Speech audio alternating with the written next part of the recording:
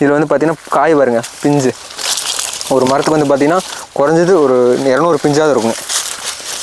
அவ்வளோ பிஞ்சுங்க. ஃபுல்லாமே ஒரு செடியை ஃபுல்லாமே பிஞ்சாக இருக்கும். இப்போ கொஞ்சம் காயில் குறைஞ்சிச்சு, அதனால் மீடியம் சைஸில் இருக்கும். இன்னும் காய் நல்லா பெருவட்டாக வரும். நல்லா எக்ஸ்போர்ட் குவாலிட்டிங்க இது. நல்லா கவாத்தே வெட்டலைங்க நான். நம்ம இதில் வந்து கவாத்தே நம்ம அப்பப் பண்ணுவோம். பெருசாக வந்து கவாத்தே பண்ண கிடையாது இதில். அதனால் வந்து பார்த்திங்கன்னா செடி நல்லா ஹைட்டாக இருக்குது. செடி நல்லா ஹைட்டாக இருக்குது. போட்டுக்கு செட் ஆகும். அப்புறம் மறுபடியும் 1 இயர் ஆகிடும். ஆல்மோஸ்ட் 1 இயர் கம்ப்ளீட் ஆகிற அந்த பீரியட் ஆஃப் டைமில் 1 இயர் கவர் ஆகிடுச்சுன்னா இந்த மாதிரி காய் எடுக்க ஆரம்பிச்சிடலாம். காய் ஸ்டார்டிங்கில் வந்து பார்த்திங்கன்னா பெரிய பெரிய காயாக வரும். 1 கிலோ 1.5 கிலோ அந்த மாதிரி காயெல்லாம் வரும். L49 வந்து நம்ம மற்ற வெரைட்டி L49 பனாரஸ் அதெல்லாம் வந்து பார்த்திங்கன்னா ஒரு ட்ரை காய்ச்சுதுன்னா இது 4 ட்ரை காய்க்கும்.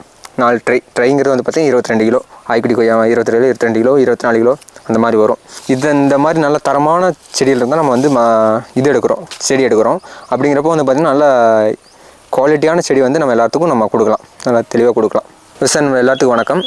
இப்போ நம்ம இந்த வீடியோ பதிவில் எதை பற்றி பார்க்க போகிறோம்னா தைவான் பிங்க் அப்படிங்கிற கொய்யா பற்றி சிறப்பம்சங்கள் என்ன ஈல்டு அப்படிங்கிற பற்றி பார்க்க போகிறோம். இப்போ நம்ம பார்க்குறது வந்து பார்த்திங்கன்னா தைவான் பிங்க் அப்படிங்கிற வெரைட்டிங்க.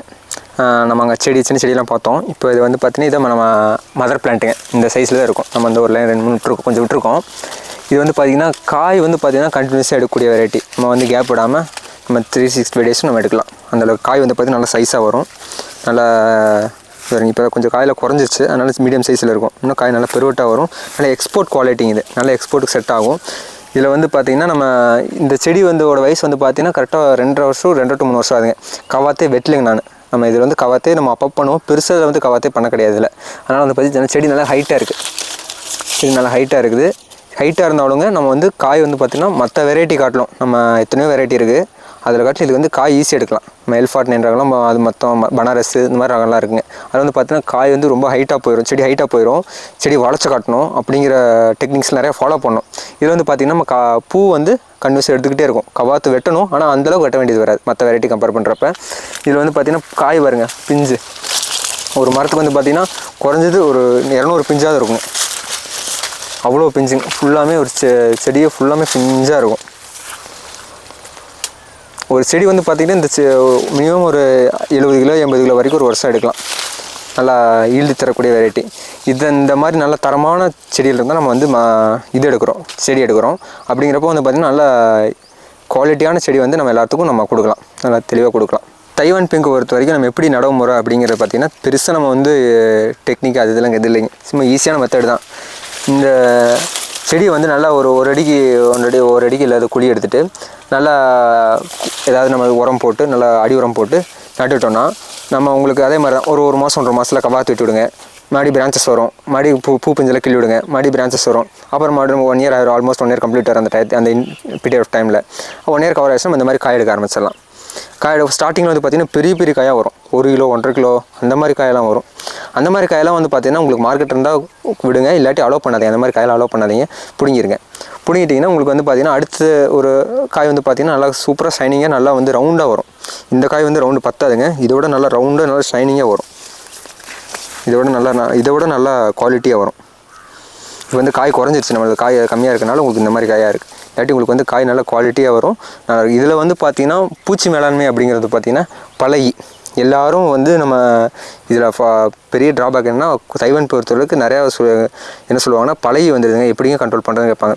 ஒன்றுமே இல்லைங்க. இதில் பழகி வர்ற காரணம் என்னென்னா இது வந்து மற்ற வெரைட்டி மாதிரி கேப் விடாமல் பூடும். அதில் மற்ற வெரைட்டி கேப் விட்டுரும். இது வந்து கேப் விடாமல் பூடுக்கிறனால என்ன ஆகும்னா இப்போ இந்த பொட்டு இருக்குது பாருங்கள், இந்த பிஞ்சு இருக்குன்னா பாருங்கள், இது அந்த அவ்வளோ பெரிய பிஞ்சு இருக்குது, இவ்வளோ பெரிய காய் இருக்குது, இந்த மாதிரி பிஞ்சு இருக்குது, அடுத்து பூவும் எடுத்துகிட்டு இருக்குது பாருங்கள்.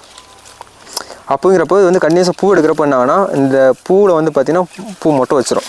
அந்த ஃப்ளவரிங் ஸ்டேஜ் நம்ம மருந்து அடிச்சுக்கிட்டே இருக்கணும். அப்போ தான் வந்து நம்ம ஈஸியாக கண்ட்ரோல் பண்ண முடியும். அப்போ நம்ம இயற்கை நிறைய மெத்தட்ஸ் இருக்குங்க, ஃபாலோ பண்ணால் கன்ஃபார்ம் ஈஸியாக கண்ட்ரோல் பண்ணலாம். அப்போ ஒரு ஜென்ரல் திங் என்னென்னா மழை காலத்தில் எல்லா கொய்யாவும் பழகி இருக்கும். நீங்கள் தைவான் பிங்க் பொறுத்தவரைக்கும் L49 ஆய்க்குடி வந்து பாருங்கள், எல்லா வெரைட்டிலும் இப்போ இருக்கும். அது வந்து பெரிய மேட்டரே கிடையாது. இதுக்காக நம்ம நிறைய பேர் செடி அழிக்கிறேன் அப்படி இப்படின்னு நிறையா சொல்கிறாங்க. ஆனால் நம்ம அந்த அவ்வளோ ரிஸ்க் எடுக்க தேவையில்லை. ஒரு சீசன் அப்படி இருக்கும், ஒரு சீசன் நல்லா காய் ஆகிக்கும், நல்லா ஈல்டு கொடுக்கும். மற்ற வெரைட்டிகளும் L49 வந்து நம்ம மற்ற வெரைட்டி L49 பனாரஸ் அதெல்லாம் வந்து பார்த்திங்கன்னா ஒரு ட்ரை காய்ச்சுதுன்னா இது 4 ட்ரை காய்க்கும். 4 ட்ரைங்கிறது வந்து பார்த்திங்கன்னா 22 கிலோ. ஆய்க்குடி கொய்யா 22 கிலோ 24 கிலோ அந்த மாதிரி வரும். நல்லா ஈல்டு கொடுக்கும். லெஸ் மேன் பவர், அதாவது மக்கள் நம்ம வந்து ஆட்கள் வந்து அதிகமாக இதில் செலவிட தேவையில்லை. ஏன்னா வந்து பார்த்திங்கன்னா இப்போ நாங்கள் ஸ்பேஸிங் வந்து பார்த்திங்கன்னா இங்கிட்ட வந்து 5 அடி, இதுக்கு 5 அடி, இங்கிட்ட வந்து பார்த்திங்கன்னா 10 அடி விட்டுருக்கோம். சென்டரில் வந்து பார்த்திங்கன்னா ஒரு டிராக்டர் உள்ளே போகலாம். இங்கே கீழே வந்து பார்த்திங்கன்னா மல்ச்சிங் ஷீட் போட்டோம். ரெண்டாவது நிழல் கட்டிச்சு, பெருசாக களை வராதாங்கண்ணே. மல்ச்சிங் அப்போ அங்கே அந்த இடத்துல நமக்கு மேன் பவர் தேவைப்படாது.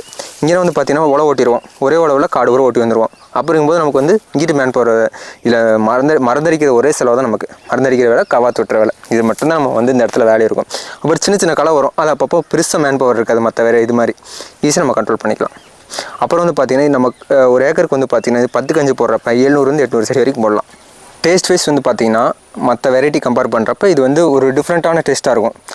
எப்படின்னா அந்த ஒரு பேரிக்காய் இருக்குது பார்த்திங்கன்னா, அந்த கடிக்கிற மாதிரி நல்லா கொஞ்சம் ஒரு ஸ்கின்னே வந்து பார்த்திங்கன்னா கொஞ்சம் ஹார்டாக இருக்க மாதிரி இருக்கும். பட் ஆனால் நல்லா கடிச்சு சாப்பிட்றதுக்கு நல்லா தேங்காய் மாதிரி நல்லா மறுக்கும் நல்லாயிருக்கும்.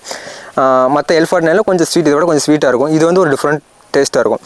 அப்புறம் வந்து பார்த்திங்கன்னா இது வந்து நல்லா பழுத்தாலும் பிங்க் வருங்க, பழுக்கலைன்னா பிங்க் வராது, ஒயிட் கலரில் தான் இருக்கும். நல்லா கொஞ்சம் பழுக்கிறப்ப தான் நல்லா பிங்க் வரும். பிங்க் கலர் வந்து சாப்பிட்டா தான் நல்லாயிருக்கும். கொய்யாவை பொறுத்தளவுக்கு மருத்துவ குணங்கள் பார்த்திங்கன்னா நிறையா சொல்கிறாங்க. என்னென்ன நம்ம சுகர் பேஷண்ட் சாப்பிட்லாம், வைட்டமின் சி நிறையா இருக்குது இதில். அப்புறம் வந்து பார்த்தா கொய்யா இலையில் டீ போட்டு குடிக்கிறது, கொய்யாவில் வந்து லீஃப் வந்து ட்ரை பண்ணி குடிக்கிறாங்க, நிறையா இருக்குது. மருத்துவ குணம்னு பார்த்தா நிறையா இருக்குது. ஆனால் சுகர் பேஷண்ட் ஆல்மோஸ்ட் நல்லா விரும்பி சாப்பிட்றாங்க. அதாவது வந்து பார்த்திங்கன்னா ஏழையின் ஆப்பிள் வந்து கொய்யாப்பழம். அதனால் வந்து கொய்யா வந்து நல்லா பெஸ்ட்டாக இருக்கும். நல்லா மார்க்கெட் இருக்குது, கொய்யாவுக்கு வந்து எப்போவுமே மார்க்கெட் இருக்கும். இல்லைனாலும் எப்படின்னா மற்ற வெள்ளாமை காட்டிலும் கொய்யா வந்து நல்லா கொஞ்சம் ஈல்டு கிடைக்கும். ஒரு சீசன் விளையலாம், அடுத்த சீசன் ஈல்டு கொடுத்து நம்மளை வந்து மேலே தூக்கி விட்டுரும்.